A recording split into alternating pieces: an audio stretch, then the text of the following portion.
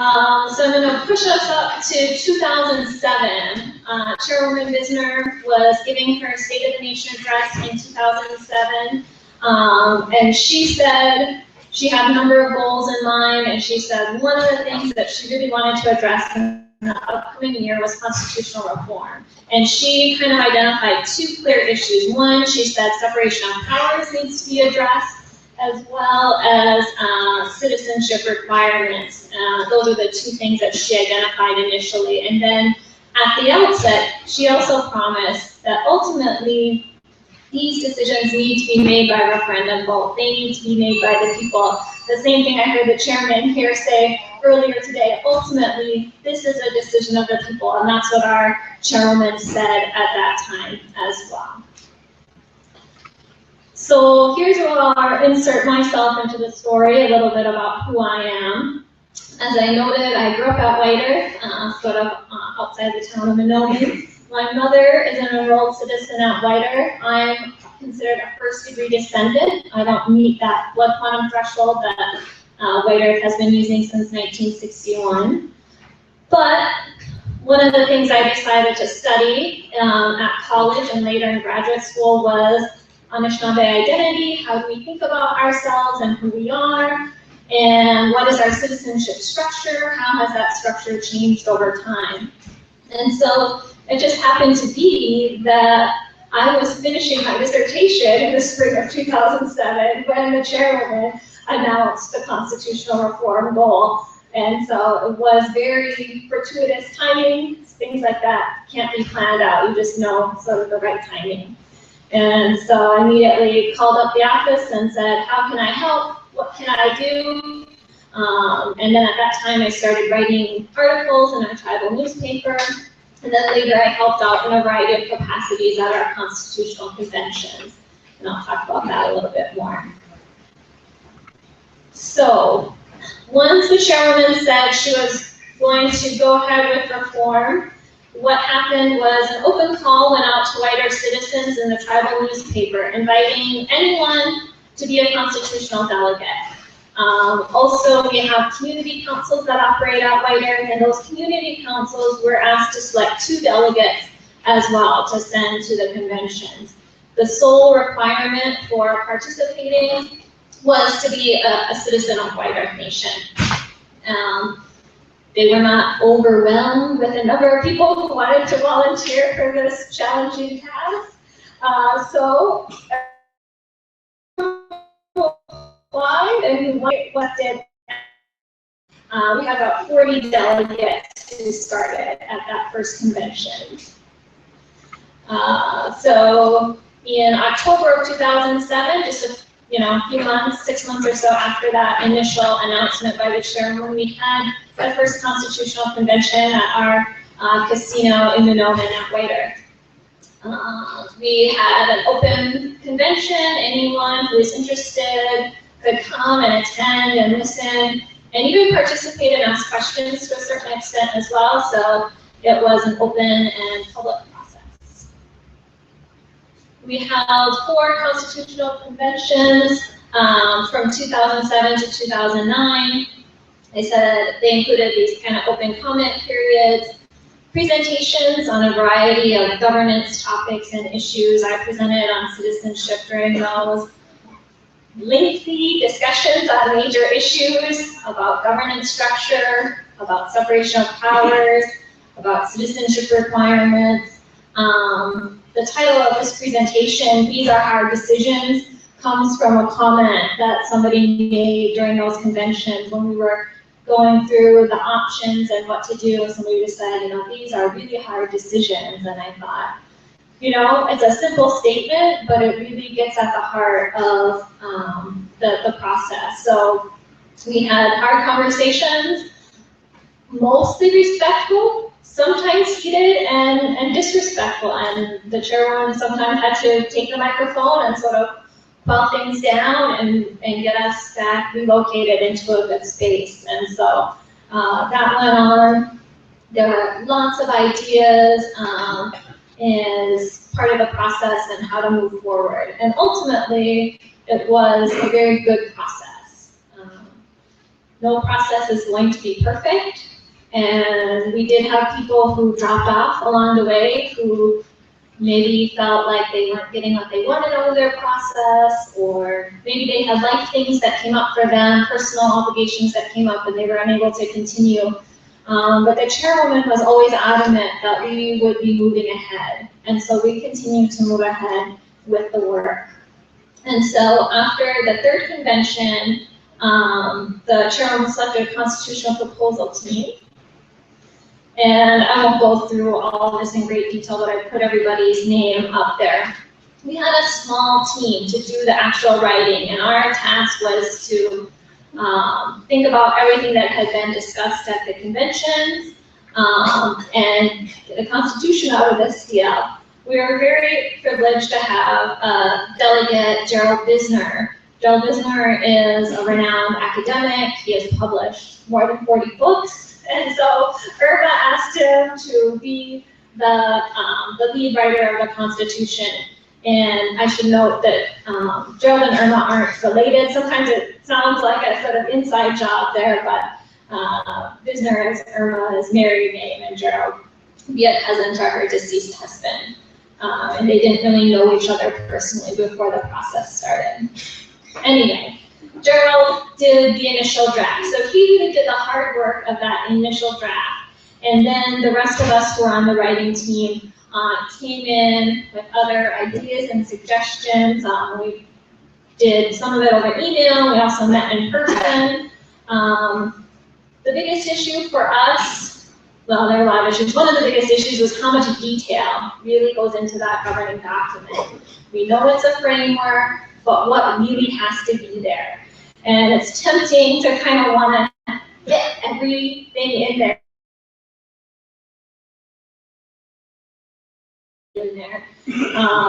And we had to compromise. Definitely, not even all of us on the little Constitution writing team got what we wanted, or got exactly the kind of wording we wanted. And those compromises just have to be made looking at the bigger picture, thinking about, is this okay? This could be worded 100 different.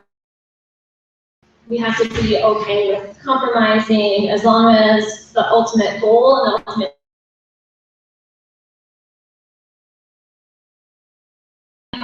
relatively small group drafting, I think, helped us move ahead pretty quickly. So now what I'll do is, well, yes, one more.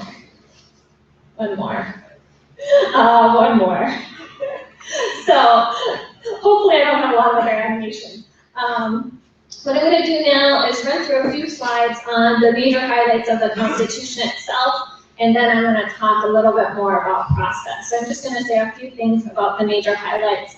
You guys are not addressing citizenship, but citizenship for us was a really big issue, and we spent a lot of time on it. And so for us, what we did was we moved back to lineal descent, which was what we had been using prior to 1961.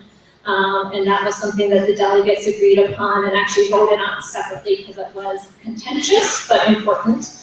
And then I also made an article in the Constitution that clearly noted that entitlements and services are going to be governed by a variety of qualifications, just as they always have been. That citizenship is not about what you get, like we've been heard already earlier today. So we had 3 branches of government: executive, legislative, and judicial. We put in a few things. Elected leaders have to be citizens, and no felony convictions. That was a hot issue for us because of those elected leaders that went to jail in the late 90s who later wanted to come back and run for office. Also have to be 25 years old. Advisory councils were also important. And put it as a separate branch per se, but advisory councils have been important historically in our forms of government. And so what we did was put in 3 primary advisory councils, community councils, which already operate out wider, but not, they operate outside of the Constitution. This puts them into place. formally, Council of Elders, and also Youth Council. And we laid out just short snippets in the Constitution regarding their duties and advisory body. The Legislative Council is totally a new form under the Constitution, and we did a complicated process, which I wouldn't necessarily recommend, but we'll see. What we said was that has to be a separate vote. The citizens should really decide who is represented on the legislature. What do those districts, we call them communities, what do those communities look like? And so the idea, we said each community would have one representative, but ultimately a vote needs to take place to determine those communities, which does put that power back into the hands of the people, which in theory I really like. In practice, it's a little more fatigue. We also put into place 2 at-large representatives off reservation. For us at White, 75% of our population lives off reservation, so it's a huge portion of people. Many of them live relatively close to White Earth and maintain good ties still, and so 2 at-large reps. Secretary-Treasurer, which sort of follows the same functions as the current Secretary-Treasurer, conducting the annual audit, making documents available to the public, those types of functions. Also gets a vote on the Legislative Council. Ultimately, the Legislative Council itself will make the laws. They be involved in raising revenue to the extent that tribal businesses are involved, and then of course making the budget. And then, perfect. Under the executive branch, of course, the president, executing and enforcing the laws, administrating the various programs that the nation runs. We kind of put the advisory councils are sort of listed there, and the Board of Elections. The judicial branch, which was something that was also important that we spent a lot of time on. Obviously, the authority to interpret the laws, issuing legal decisions and other orders. We talked a lot about the court system, the kind of adversarial type court system that the Western courts have, and how we would like to, as much as possible, incorporate that idea of peacemaking. And so that was one thing that was emphasized, and it does give a mention in the Constitution. That was that need to be in the Constitution. Ultimately, we said yes, and so we use the term restorative justice in the Constitution, and just put out that the judges would use that whenever that's possible, and they, as the experts, know when that is going to be, and they would set out a variety of rules in order to make that happen. We had a chief judge, and we said that chief judge will be elected, basically elected to a lifetime appointment.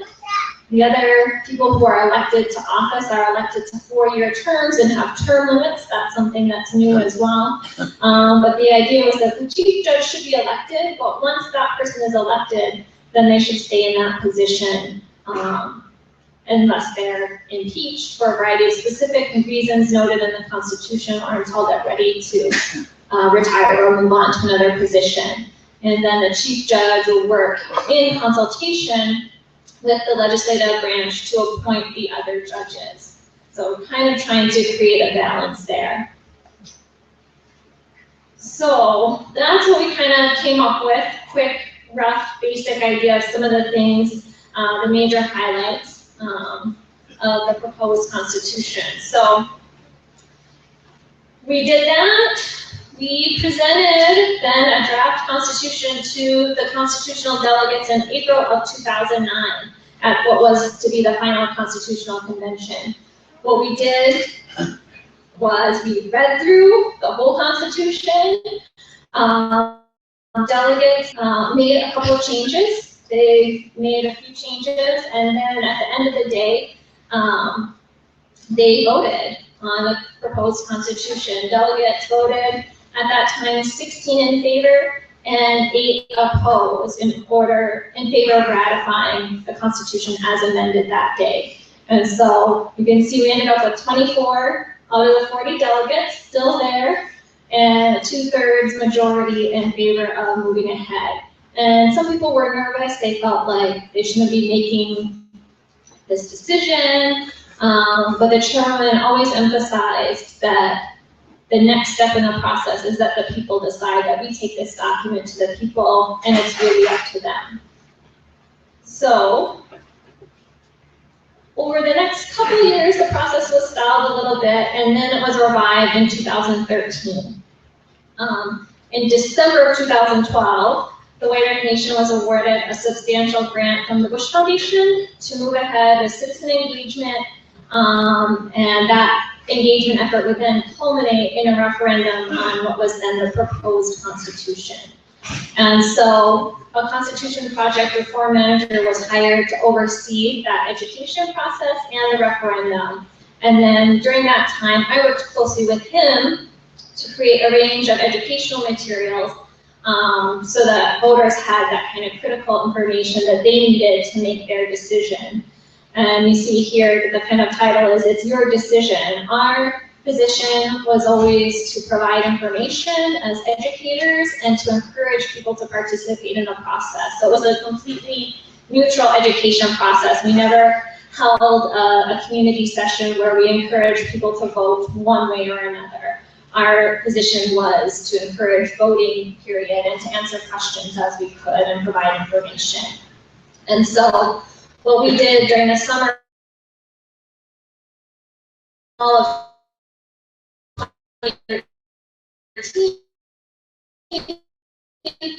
was hold on. We had regular information in the tribal newspaper.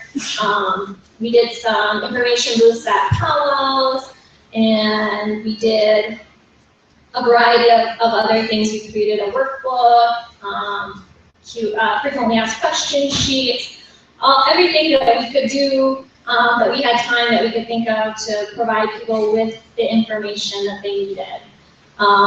Those in-person meetings, some were great, good turnout, people interested, wanting to know more. Others, small turnout, disappointing, kind of tough. And so we just had to deal with that and keep being dedicated and keep being persistent. And that's something that the chairwoman always emphasized as well, that ultimately persistence will help us win out in the end. We really didn't know how the vote was going to go. I knew a lot of people were in favor of the change, but honestly, at the in-person community meetings, it seemed like it was very divided, and it seemed like people who were opposed to the proposed constitution, those people who were against it, were more vocal than those who were in favor of it. It seemed for us, in our experience, that those who were in favor of it sort of tended to stay home more and felt like they didn't need to come to the education session, and they didn't always want to engage some of those people who were opposed, who could sometimes be very negative. So in August, White Earth Tribal Council voted to hold the referendum on the proposed constitution. This was a tricky process. We had been in consultation with the Bureau of Indian Affairs, never really receiving much direction. Shocking, I heard a big gasp in the room there that the Bureau of Indian Affairs wasn't that helpful to us. Our position with the Minnesota Chippewa tribe is very, kind of precarious, and so I think people really didn't know what to do. Right? Tribal Council decided to proceed with holding the referendum ourselves, but basically following secretarial election procedures. The big difference in those procedures is that secretarial elections are generally done by mail-in balloting, and so there were no polling places. Now we know that the research is pretty clear that using mail-in ballots tends to increase voter turnout, and we were hopeful that that would work that way as well. We didn't know.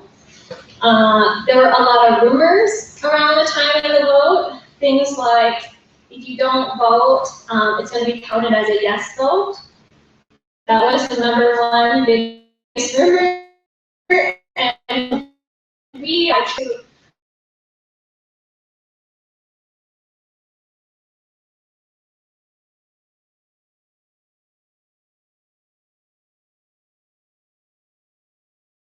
guys know, rumors like that, things are tricky to deal with. And we've had some concerns that something that people might not turn.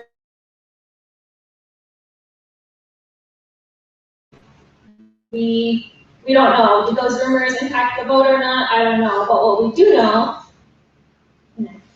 is that in the end, the citizens of White voted by a margin of just shy of 80%. 79.6% of people who voted in favor of adopting the new constitution.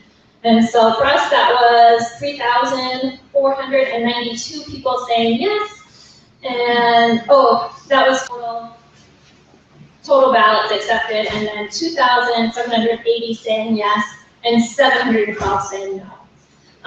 So indeed, it did turn out for us. That's about double the number of people that would turn out in the election. So actually, we felt like the mail-in ballot process did, in fact, create higher voter turnout for us.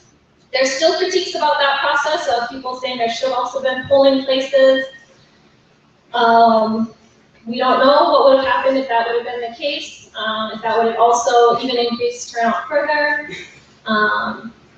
But ultimately, it's about 20% of the population that voted, typically about 10% vote. So it's something that it's tricky. It's like we're very proud that we got that about double or a little more than double the number of people who typically voted. And yet it's hard because that's still really only about 20% of people participating. Some of that relates to legacies of election fraud that went on at White Earth for more than 20 years and people not feeling like their vote counted.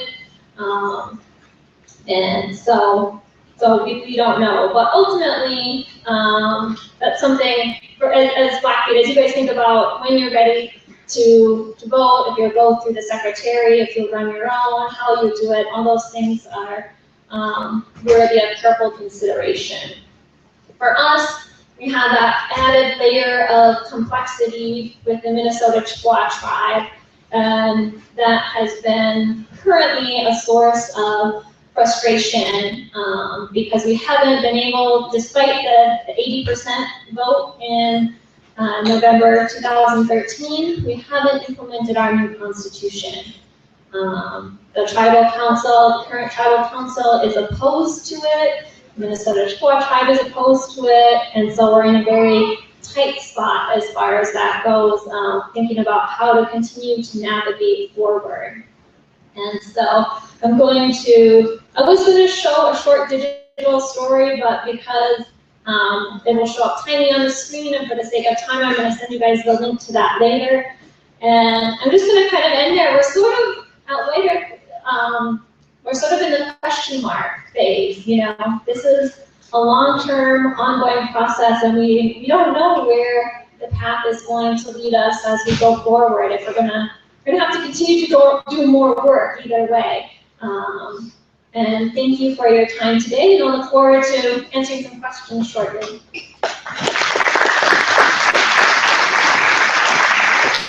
Thank you, Jill and Stephen. We look at the time here. How are we doing on the food back there? Did it arrive yet? Okay, well, that means that we have some time for questions and answers. We're going to have Jack about noon to get started. We have some mics out here. Please make your question brief. We don't need to hear the whole history of Border Wildcat and all that. Just ask a question to the group here. Yeah, and we're going to serve lunch at your table. Also, if you're planning to leave us, make sure that you fill out the questionnaire in the back and give us some of your valuable input. I've got about 5 tickets for the drawing, so if we can entertain a question, not too long there. We'll start with the #1 man on the reservation, the chief of our tribe, Earl. We get a mic to Earl, and he can pose a question to one of our 2 presenters. Thank you. We have one right here. I had a question about the Constitution. We could all agree that we do need reform, but what does that mean? None of us really know what that means. It's a whole new government, or just amending this constitution, because it's not voted to begin with.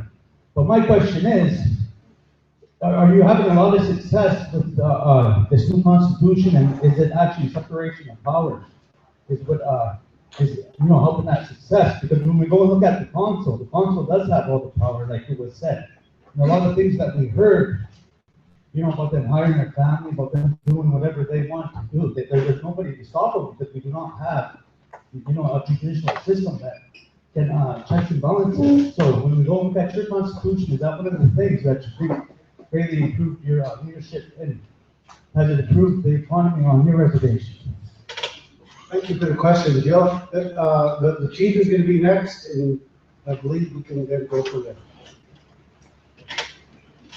Sure, yeah, I wrapped a little quickly there. So we actually haven't implemented that constitution. So despite the fact that 80% of the people said yes, we still have leaders who are currently saying no. And because we're under that umbrella structure of the Minnesota Chippewa tribe, that creates a layer of complexity. That's my PC response to that.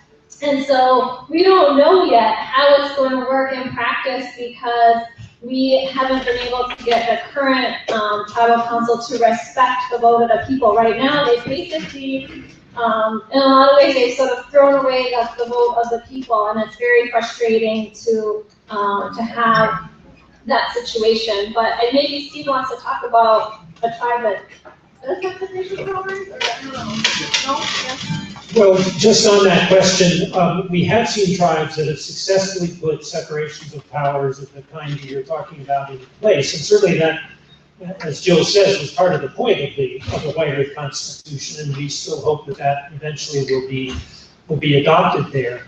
The sort of thing you're talking about, constitutions, when we say who has what rights and authorities, we're really talking about specifying what is the authority of the council. Because what you get away from, if you don't say what its authority is, then it's going to assume its authority is everything. So you've got to say, what is on a council's authority? Now, sometimes you will get into conflicts over, well, the Constitution doesn't say this or that, and then you do need a judicial branch or somebody that is capable of adjudicating in that situation. And the Constitution needs to say what the root of that dispute would be. And, it's very hard to write a constitution that solves everything. And so the idea that you're going to end up with problem-free government is probably dreaming. But what you can end up with is a clear specification of who has authority over what. And when we disagree about that, who has the last word? Right now, the last word ultimately becomes the BIA or somebody, with tribes of feeling, well, we've got a problem here, you need to step in and solve it. That is anything but sovereignty. And a constitution ought to be an expression of your sovereignty and how you expect to exercise it. Because if you don't, somebody else will. Earl. Okay. Leslie, I want to address this ask this to Doerfler. You talk a lot about traditional ways, traditional laws that were performed by other tribes, mainly in Navajos. Now, when you went under the IRA, did that supersede our traditional and non-traditional laws? There are probably attorneys in the room who might have a different answer than the answer I'm going to give. But I've read the IRA. There's nothing in that document that says the traditional laws of the people no longer apply. I think it is your right, and in a sense your obligation as a people, to decide what your laws will be. Now, granted, you will get into trouble if you pass laws that directly conflict with laws of the United States. We all know that. But the IRA is silent on so much. Every silence is an opening for you. And I've seen nothing that says traditional laws of the Blackfeet Nation no longer apply. I don't think it says that anywhere, and if it does, I'd like to know what the authority is that stated that. So to me, it is within your power, if you decide you want to do that, to say there are certain laws which have been part of our history forever, or from whenever it might be, and we want to reestablish those as the laws of the nation. And there's nothing to stop you from going on and doing that. Someone may challenge you, but fear of a challenge should not be a discouragement to moving toward the law that you believe is right for you. So the question is, it can be done. I believe it can be done. Okay. Thank you, Dr. Canal. Okay, we have, Mr. Juno, you're going to be next, and Ms. Rather, then you'll be after Wayne. Wayne Juno. Hi, I'm Wayne Juno, and I have a question about the accountability of the tribal council. There's no rule in the tribal government that says that the tribal council has to be accountable and will report what they're doing with our money. Now, I think if we're going to change the Constitution, there should be an 8% rule.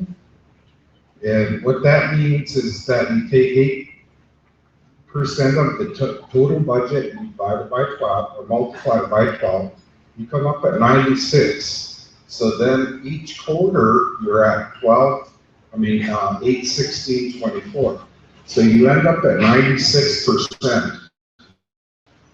Make a mistake, then you have, at the end of the year, 4% wiggle room. But I was a director for 27 years for this tribe. And I've seen directors go 400, 500, 600% of their budget. And that's wrong. And they just said, it's okay, we'll dig in our pocket to cover that cost. But the rule of thumb in every constitution is that the people are the master and government the servant. That's why they're called public servants. Now, these servants go into hiding and have private meetings and post armed guards at the door. And that's wrong, because they're talking about our money. It's our money. It's the people's money. Without the tribe, you wouldn't do that. Now, Okay. in the new Constitution, will we have an accountability section or wording that says the tribal council will report what they're doing with our money on even an annual basis? Well, Mr. Juno, thank you for your comment. Obviously, there's not a question, but when we get to the point of the drafting, as the gentleman has mentioned, when tribes get to that point, obviously, your input and those comments are very valuable. We're going to move really quickly. We've got about 10 minutes to go to Ms. Radner. You have a question, I assume? Yes, Okay. my name is Verena Radner. I'm 1316 Blackfeet, and I have a question about our Constitution on how it covers the jurisdiction. Lately, we've been having numerous problems with the county and the city governments. Members are reservation when they perform their duties. And all you see in the paper is articles condemning our people. And I don't know both ends of it, but there's a lot of controversy in the paper. And also we're having problems with our city. And there was a big lawsuit between the tribe and the city over jurisdiction on our water. And now they're going to go bankrupt, and so it's going to happen to like our lighting and stuff like that. So I just like to know if things like that are going to be covered in our Constitution.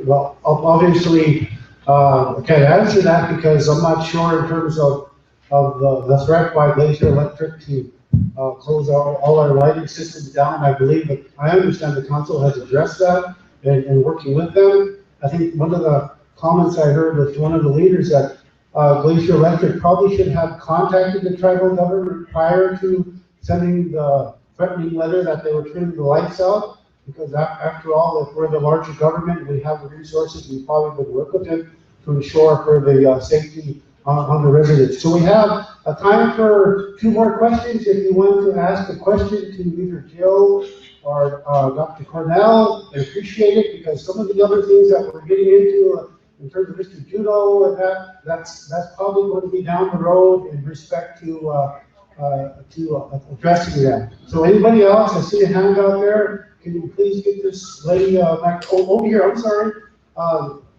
Then you'll be next, Sandy. You'll be the last one. Mr. Leland Brown. My name is Leland Brown. I have a question. If you have a population of citizens or members, and in that population have different beliefs, is the easiest way to bring the factions together and to plow on common ground of constitutional reform. And the reason why I say this is because this is a very political climate. I appreciate the council pushing this endeavor forward. But the thing about it is politics kill. They're an obstacle on this reservation. What is needed is very open comments and the respect of people's belief and what they say. And it doesn't matter who that person is, but I represent a certain faction on this reservation, and I'll stand with them. Because my belief is that we protect our land base and our water, our resources, and we protect our indigenous core of who we are, our traditions. And I applaud the gentleman after the chief spoke to him, and he said, there's nothing that supersedes traditional law. And I believe that the Blackfeet, as the Raiders of the Plains, have inherent sovereign authority on this reservation and other treaty lands. And that Constitution not only covers this reservation, but it should cover our treaty areas that are in question. So that's my question. How do you bring the factions together and to talk about the common ground that is needed to talk about? Because if we continue to fight each other over these issues, then we all lose. And the state of Montana and Glacier County and the people that are practicing encroachment on this reservation are going to have the upper hand, which they have right now. I'll say a few things about that. That's in some ways a magic question. The only way that fractions can come together is by each person acknowledging, in my opinion, each person acknowledging the responsibility that they do have to conduct themselves via, for us as Anishinaabe, how we believe we should follow the orders of respect and open dialogue. And so it's the same thing here in some ways. It takes everyone to take an individual responsibility for themselves, and then it takes creating a structure that is open and respectful, that lays some ground rules that somebody has to enforce, because there will be people who don't take that responsibility to regulate themselves seriously and are unable to do that. But that's my best short answer. It's a good question. Yeah, I'm with Jill. I mean, you posed a question. It's a tough question for everybody. This ain't the only divided community. And the only thing I would pose is, how much longer do we live at each other's throats? When we all know we care about the future for our kids. We care about whether we can preserve ourselves as a people. We care about whether we can have a peaceful community. On that ground of shared belief, we can come together, even though we may differ in other beliefs, and start a conversation. The only requirement in making that conversation go is my willingness to listen to you, and your willingness to listen to me.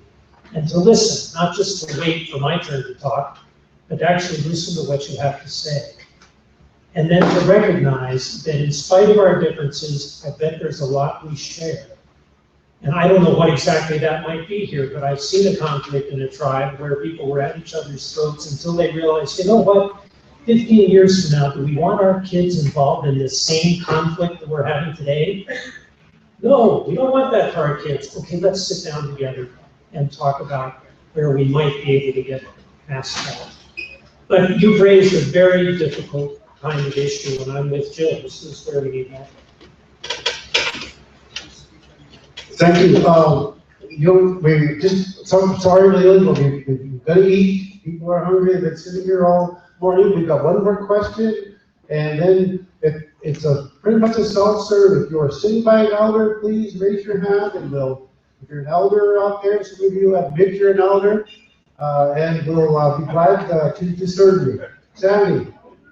Okay, my question is, with the constitutions that you have worked with other tribes, do they have established internal controls that they have as written into the Constitution that holds the council accountable? And I mean by their actions that they may choose to do, whether it's good or wrong, that we will get to actual, we'll be able to follow it. Basically, there'll be a trail. So do you guys have something that you're aware of that connects their actions? Is there a way to bring order? Do they have an answer in the Constitution anywhere to follow that method to improve it? And is it already established, or is that something that maybe hasn't worked yet for a tribe? So basically, it's about internal controls and the methods to make it work for all of us. And basically, my thing is, I read recently, and I totally agree with it, where in order to take away the power from the leaders is to have them abide by the same laws as the people. And I absolutely think that that's what we need to do. In order to be that, the council should have no more power than the people. That way they do what's right for the tribe itself, rather than personal interests. Well, we're back to an issue Jill raised of how much detail you put into a constitution, but certainly a constitution ought to specify what the responsibilities of council are, including their responsibility to a level of transparency that allows people to know what's happening. Now, there are limits on transparency. You may have proprietary information in businesses, you may have personnel issues, you may have issues that everyone knows have to be kept private. But your government should be maximally transparent to the people so that decisions are understood and they're known, the decisions are known. People obviously need to know these things. Your faith in your government depends on its performance. Now, one thing we've not talked about, neither Jill nor I has talked about, but one thing I've seen a number of tribes do, which is not in a constitution, but beginning to require orientations for newly elected officials. This is something which other governments often do. Tribes haven't had the resources to do it, but for example, here's a Lac de Flambeau today asks all people running for office to take a course that the nation itself offers in governance. And it is about what are your responsibilities as an elected official, what are your obligations to the people, what does transparency mean, what does accountability look like, have you actually read and understood our Constitution, those kinds of things. They can't, in their system, they can't require everyone to do it, but they, before an election, let people know who did take the course and who didn't. Whether that affects the outcome of the election, I don't know. But there are things like that where you want to begin to nurture the quality of leadership you want. Part of that happens in a constitution, yes. Part of it happens in adopting new practices for how you choose leaders, including things like, if you want to run, you better show that you understand governance. You better show you understand the Constitution, and we will make it possible for you to go through an orientation that does that for you. And when you've done that, gee, we think you might be a plausible candidate for a position that we see as holding great responsibility for the future of the tribe. So I think there are multiple ways to attack the issue that you're talking about, but certainly a constitution should be one of the things that encourages high levels of transparency and accountability. And yes, you can find constitutions to do that. Thank you, Dr. Cornell. I apologize that we don't have more time for questions. I believe, as Dr. Cornell said, hopefully this will carry on to further conversations. Please give a round of applause for Jill and Stephen and their presentation this morning. They'll be around for a while, so through lunch, if you want to pull aside and visit with them, we appreciate that. We're going to eat right now. I've got drawings now. I got some